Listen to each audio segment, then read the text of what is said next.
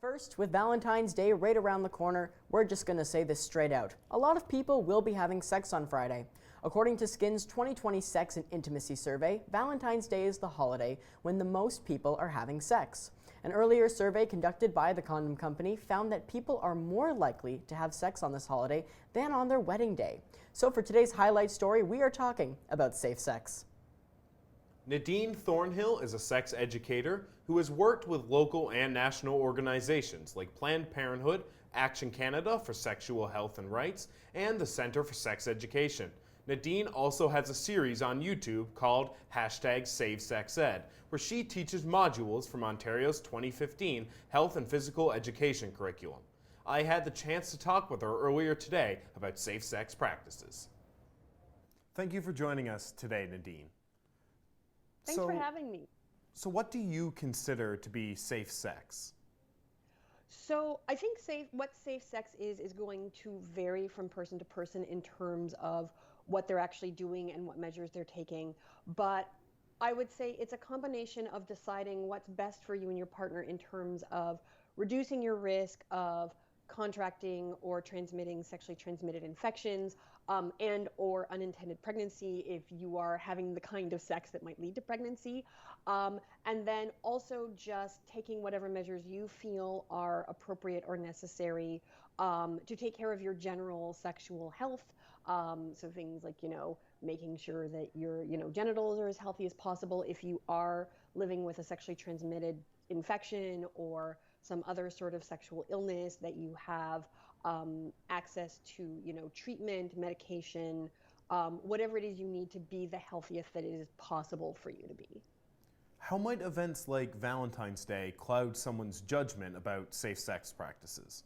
So that's an interesting question. So I would like to believe that for a lot of people, Valentine's Day is not going to alter their regular sexual or safer sex practices. But something I would say is that if someone is feeling, pressure because it's Valentine's Day and they're hoping to have sex or they're planning to have sex, and, they may think, oh, it's a special day, and so the sex needs to look different, or it has to be, extra romantic, it has to, look the way it looks in the movies or whatnot, that, you are still allowed on Valentine's Day to, stop and have those conversations about, your safer sex needs and what you need to feel, safe physically, what you need to feel safe from a health perspective, what you need to feel safe and secure in terms of your mental health. So don't feel like you have to, give in to some preconceived notion you have about what sex should look like because it's Valentine's Day.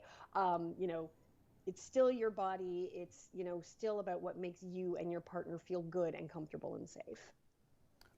What misconceptions are there about sexually transmitted diseases and infections? So one misconception that I come across amongst people of sort of all ages at all stages in life is that you've done something wrong. If you have a sexually transmitted infection, the fact of the matter is that we have bodies, and our bodies are vulnerable to infection, to disease, to bacteria, and they're spread in all sorts of ways. We're social animals.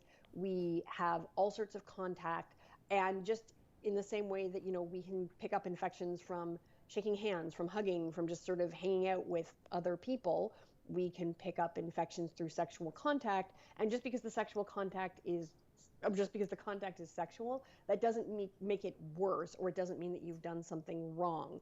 So I think, a big misconception is just the idea that having a sexually transmitted infection is some sort of reflection on your character. It's not.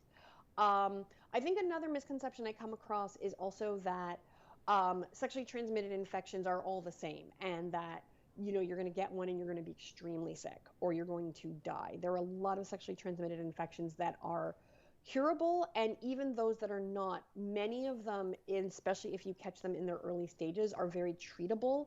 And a lot of people have sort of chronic sexual infections that they live with, and they still have, normal, relatively healthy, happy lives. So sexually transmitted infection is not going to ruin your life. How can students reduce their risk of contracting and spreading STDs and STIs? So one way to reduce your risk is through the use of barriers. So that would be internal, external condoms, dental dams, latex or polyurethane gloves when you're having sexual contact. Another way is through regular STI testing. So the general recommendation is either every 6 months or with every new sexual partner. Go and get tested just so you're aware of your sexually transmitted your infection status. There are also things like fluid bonding, which is where you may have multiple partners, but there may be only certain partners that you have the kind of sex where bodily fluids are coming into contact with each other. So there are a myriad of strategies, and again, it's up to each individual to decide what works best for them. What can colleges do to help students reduce their risk of contracting STDs and STIs? So I think there are a few things they can do. First of all, I think, administration and, people who are working in health promotion can really put the message out there, again, to help destigmatize STIs. Destigmatize, again, like I was saying, that an STI has no bearing on your character as a person. And also making testing, easily available on campus, and definitely making sure that students, staff, everyone have easy, affordable access to safer sex products, so barriers, and also contraception. Well, Nadine, thank you very much for joining me today. Thank you so much for having me. This is great.